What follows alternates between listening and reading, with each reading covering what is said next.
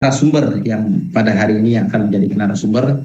Yang pertama adalah Bapak Sukamto dari Koordinator Layanan Televisi Direktorat Penyiaran Kominfo. Selamat pagi, Pak. Selamat Sehat pagi, ya?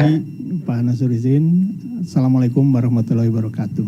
Waalaikumsalam warahmatullahi wabarakatuh. Kemudian narasumber yang selanjutnya ini dari Ketua Komisi Penyiaran Indonesia Daerah Kalimantan Selatan, Pak Azhari Fadli. Selamat pagi, sehat. Assalamualaikum.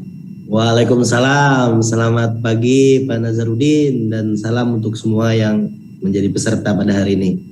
Iya, terima kasih. Kemudian yang ketiga ini dari Bapak Prasojo. Bapak Prasojo, R&D PT Hartono Istana Teknologi. Siapa?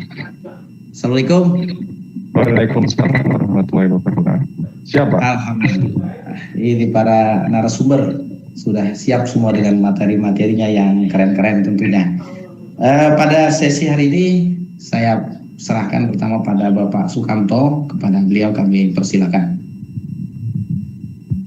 Baik, terima kasih Pak Nazarudin. Mungkin pada sesi ini karena sebetulnya kan lebih kepada penerapan, begitupun juga nanti akan melihat peranan KPI dan KPID terkait konteks digitalisasi ini. Nah, kami dari sisi regulator hanya kurang lebihnya memberikan sedikit berkaitan dengan hal-hal yang dilakukan pengaturnya dalam konteks digitalisasi ini. Mungkin saya akan share screen sebagai ini aja apa istilahnya sharing untuk mengetahui regulasinya secara umum.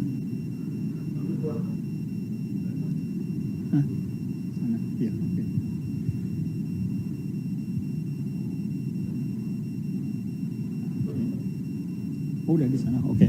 Baik, dengan demikian mungkin saya sampaikan sebagaimana pada judul dimaksud pada paparan saya ini, yaitu penggunaan regulasi BIMTEK, pengantar regulasi BIMTEK penggunaan perangkat penerima siaran TV digital dalam menghadapi analog switch off. Silakan dilanjut, Mas. Nah, ini mungkin dasar hukumnya sebagaimana kita ketahui bahwa telah terbitnya Undang-Undang 11 tentang Cipta Kerja, di mana di dalam undang-undang tersebut tertuang mengenai klaster penyiaran yang menyebutkan di dalam konteks pasalnya yaitu berkaitan dengan analog switch off. Jadi dilakukan secara bertahap dan paling akhir pada tanggal 2 November tahun 2022. Kemudian juga Undang-Undang Penyiaran yang sampai sekarang masih berlaku sepanjang tidak bertentangan dengan Undang-Undang Cipta Kerja dan Undang-Undang 36 tentang telekomunikasi berkaitan dengan penggunaan frekuensi radionya. Adapun regulasi di bawahnya itu berkaitan dengan peraturan pemerintah nomor 5 dan juga 46 sebetulnya, dan juga adanya peraturan teknis lebih jauh berkaitan dengan digitalisasi itu ialah tentang Permen Kominfo nomor 6 tentang penjalangan penyiaran dan juga revisinya nomor 11. Selain itu juga nomor 6 mengenai tahun 2019 berkaitan dengan peta wilayah digital. Adapun yang nanti terkait dengan penggunaan perangkat itu di Permen Kominfo nomor 4. Nomor 4 kurang lebihnya ya, berkaitan dengan persyaratan teknis. Baik, lanjut Mas.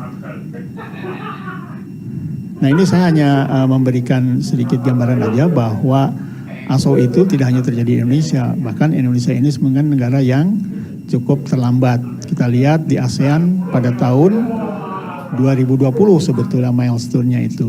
Adapun yang sedikit mundur yaitu Indonesia akan diakhirinya atau dilaksanakannya ASO-nya itu tahun 2022. Itu secara total. Kemudian Filipina tahun 2023. Setidaknya masih ada teman lah Filipina kita tahun 2023. Adapun yang lainnya itu sudah melakukan analog switch off. Oke, lanjut. Nah, ini mungkin saya hanya menjelaskan mengenai jenis jasa penyiaran. Sebetulnya ASO itu ada di jenis jasa yang mana. Kita tahu bahwa ada TV kabel, ada TV satelit, dan juga terestrial. Nah, di TV satelit kita tidak menerapkan ASO, begitupun pada TV kabel juga kita tidak menerapkan ASO. Oke, lanjut. ASO diterapkan hanya di terestrial dan sifatnya dalam penggunaan jasa ini itu gratis, tidak berbayar. Nah, adapun tadi sudah disampaikan pada saat ini posisinya dalam simulcast. Artinya baik digital ataupun yang transmisi analog, dua-duanya berjalan. Nah nanti sesuai dengan tahapan ASO, maka yang analognya akan dihentikan.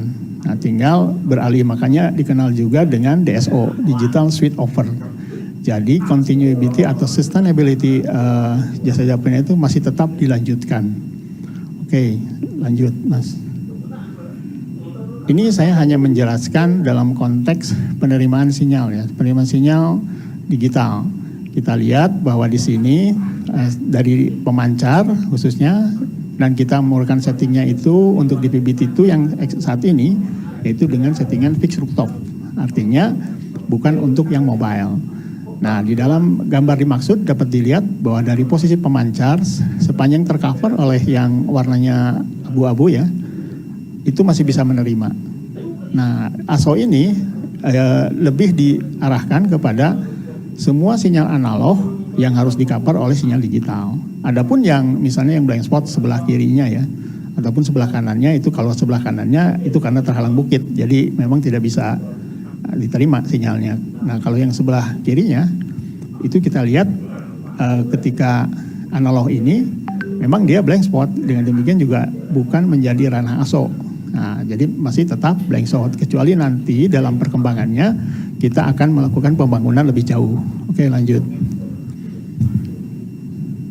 Nah ini saya hanya memberikan praktisnya. Nah, kita bisa, tadi sudah disampaikan juga oleh Bapak Direktur berkaitan dengan sinyal televisi digital, di mana di sini ada aplikasi dapat di-download di Google Store ataupun di Application Store yang menggunakan iOS ataupun yang menggunakan Android. Nah, ini bisa di-download. Ini nanti akan sesuai dengan posisi di mana sinyal GPS itu ditangkap, dalam pengertian bahwa kita ada di titik mana di dalam konteks peta ini, nanti akan diberitahu relokasi ini bahwa penangkapannya baik atau tidak. Nah mungkin saya contohkan pada halaman selanjutnya, pada slide selanjutnya. Nah ini saya sampaikan di sini, ini dari iOS ya, yang sebelah kiri itu bisa langsung download, kebetulan saya udah menggunakannya, saya tinggal buka aplikasinya. Nah dari aplikasinya itu diperlihatkan di situ ada sinyal MOOC, sinyal MOOC ya, multiplexinya, satu sinyal transmisinya.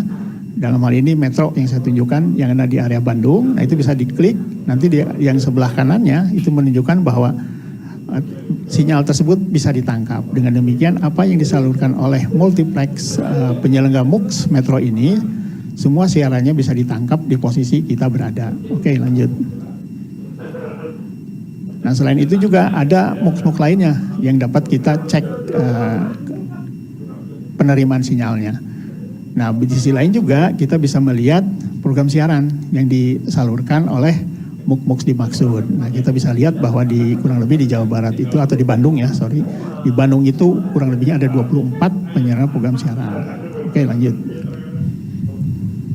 Ini saya hanya menyampaikan juga karena dalam konteks sosialisasi yang dulu sudah disampaikan bahwa keunggulan TV digital diantaranya yaitu gambarnya lebih bersih dengan adanya tayangan dengan kualitas HD. Selain SD ya, SD itu adalah yang kurang lebihnya apple to apple atau setara dengan analog, dengan konteks yang analog yang jernih, bukan berarti yang ada gangguan.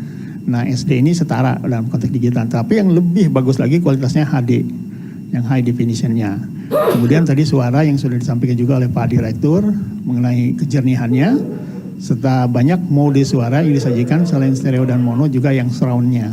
Nah nanti bisa dilihat, nah itu juga aktivasinya bisa dilakukan dari penyelenggara MUX sendiri gitu loh. Kemudian siarannya lebih banyak, kita tahu bahwa satu frekuensi carrier hanya satu program siaran dalam konteks analog ya. Nah dalam digital itu bisa banyak. Nah pada settingan yang saat ini 33 Mbps kalau dipakai untuk standar definition dengan bitrate-nya 2 Mbps maka sekitar 16. 33 bagi 2 16 ya kurang lebihnya. 16 siaran televisi yang bisa disampaikan. Nah kalau HD kan lebih besar lagi, membutuhkannya 6 kurang lebihnya 6 Mbps ya, terendah mungkin 3,5, itu tergantung dari siaran yang bisa disesuaikan. Dengan demikian maka fleksibel, itu bisa tampungannya lebih banyak, tapi yang jelas jauh dibandingkan dengan analog gitu loh. Dan kalau settingan MUX-nya juga dirubah, ini memungkinkan, tadi saya sepintas baca di question and answer, apakah memungkinkan penyelenggara MUX mengubah settingannya? Memungkinkan, sepanjang itu nanti diperlukan untuk menampung yang memang secara konteks lingkungan industri penyiarannya itu dibutuhkan. Jadi bisa diajukan untuk dirubah settingan MOOC-nya. Kemudian juga tidak terjadi gambar yang berbayang, kita tahu itu hanya di analog, dan tidak terjadi bintik-bintik seperti semut, itu pun hanya terjadi analog, dan dapat melakukan perekaman. Nanti mungkin oleh Pak Prasojo ya bisa diperlihatkan mengenai fitur-fitur ini. Kemudian dapat memblokir program siaran yang tidak sesuai dengan kebutuhan anak. Juga adanya siaran audio dalam pengertian di dalam konteks digital ini, selain ada TV atau program siaran TV dimaksud, ada juga nanti program radionya. Cuman sebutnya di sini siaran audio, karena radio itu kan sebenarnya audio yang disalurkan, radio over TV channel. Tapi adanya kemudian juga selain itu ada siaran data casting dalam artian nanti dalam bentuk gambar ataupun konteks data lainnya yang bisa disalurkan dan bisa ditonton lewat TV. Jadi tidak hanya program siaran saja, program siaran televisi, tapi juga ada juga konteks data castingnya. Kemudian juga adanya tadi penjaluran program siaran yang sudah disampaikan juga, atau yang disebut dengan EPG tadi ya. Oke, lanjut. Nah, ini saya hanya memberi penjelasannya. Kalau ingin mengetahui di mana lokasi Bapak atau Ibu atau saudara-saudari yang ada di Indonesia, kemudian di peta wilayahan mana, ini bisa dilihat di sini untuk melihat wilayah siaran televisi digitalnya. Tadi di situsnya siaran TV digital yang sudah dipublish oleh Kominfo ya. Oke, lanjut. Kemudian ini juga untuk melihat penyelenggara multiplexingnya. Nah ini, jadi multiplexer ini bisa dilihat juga petanya sudah tersebar dan ini selalu diupdate karena mereka memegang izin stasiun radio ya. Dengan demikian juga bisa dilihat posisi-posisinya di mana dan itu siapa yang menjadi penyelenggaranya. Oke, lanjut. Nah, berkaitan dengan digitalisasi tadi, kemudian kalau untuk supaya end-to-end service-nya itu berjalan dengan bagus, tentunya harus memperhatikan perangkat penerima. Nah, karena kan kalau dilihat itu secara garis besarnya ada 3 pelaku utama dalam hal jasa penyiaran di industri penyiaran. 1, penyelenggara program siaran digitalnya. Dalam hal ini nanti yang disebut dengan lembaga penyiaran swasta, tapi yang mempunyai kegiatan di penyaluran konten. Kemudian yang kedua adalah penyelenggara transmisi. Dalam pengertian di sini adalah penyelenggara MOOC. Nah, penyelenggara program siaran dengan penyelenggara MOOC itu tentunya harus secara teknis harus sudah bisa terinterkoneksi atau interoperability. Tetapi kalau hanya lembaga penyiaran dan penyelenggara program siaran dan penyelenggara MOOC saja yang interoperability-nya tidak dibarengi dengan pengguna jasanya atau receivernya, ini tidak akan bisa diterima siaran tadi, sehingga harus diperhatikan perangkat penerimanya. Nah, tadi ada 2 model, yaitu TV digital dan juga set-top box. Nah, ini bisa dilihat, ini yang sudah memiliki sertifikasi perangkat. Nah, saya tidak merekomendasikan kalau beli dari luar. Kenapa? Karena itu belum tersertifikasi. Nah, di sisi lain kan sebetulnya ada aturan juga yang berkaitan dengan hal teknis tadi yang memang untuk perdagangan barang itu ada di Kementerian Perdagangan dan juga Kementerian Perindustrian ya. Kita melakukan harmonisasi khususnya berkaitan dengan hal-hal untuk supaya terjadi end-to-end services-nya ini. Oke, lanjut. Nah, ini saya hanya menyampaikan sesuai dengan Permen 6 tahun 2019. Ini mengenai peta digitalnya. Ini di Kalimantan Selatan itu ada 5 wilayah layanan digital. Nah, ini tadi bisa kita deteksi dengan tadi yang aplikasi sinyal siaran tadi, sinyal siaran digital itu bisa nangkep apa enggak. Nah, ini bisa dicek ini di mana posisinya. Tergantung ini wilayah layanan di sini. Dan ini juga akan menentukan mengenai tahapan ASO-nya. Oke, lanjut. Ini adalah tahapan ASO yang akan dilakukan per 30 April, artinya tahap pertama nih ya. Itu akan terjadi di Kalimantan Selatan 2, Kalimantan Selatan 3, dan 4. Itu terjadi di tahapan pertama. Adapun yang sisanya berarti kalau nggak di tahapan 2, di tahapan 3. Atau yang paling akhir yang 2 November tahun 2002. Ini hanya untuk menginformasikan supaya tidak kaget kepada publik. Dan itu supaya tidak heran juga bahwa digitalisasi ini tadi sudah saya sampaikan sudah diberlakukan di seluruh dunia, termasuk di negara-negara anggota ASEAN. Cuman kita yang tertinggal. Sayangnya Indonesia negara besar sebetulnya ya, tapi kita bukan dikhawatirkan, artinya disayangkan kok bisa tertinggal karena tadi manfaatnya banyak. Mungkin kalau Bapak Ibu bisa lihat terkait dengan sosialisasi mengenai ASO itu manfaatnya apa, itu banyak sekali termasuk pembukaan lapangan kerja. Nah khususnya nanti dalam hal konteks digitalisasi ini dengan adanya COVID misalnya, ada yang banyak pekerjaan-pekerjaan yang akhirnya tertutup gitu loh, atau tidak bisa dilanjutkan. Justru dengan digital ini kita membuka, karena konteks digital ini bisa dilakukan secara long distance, secara jarak jauh gitu ya artinya. Kalau di Jerman dikenal Telearbeit, misalnya seperti itu, atau teleworking lah kalau di internasional ya. Nah itu bisa dilakukan seperti itu, termasuk di industri penyiarnya bisa dilakukan seperti itu. Oke lanjut.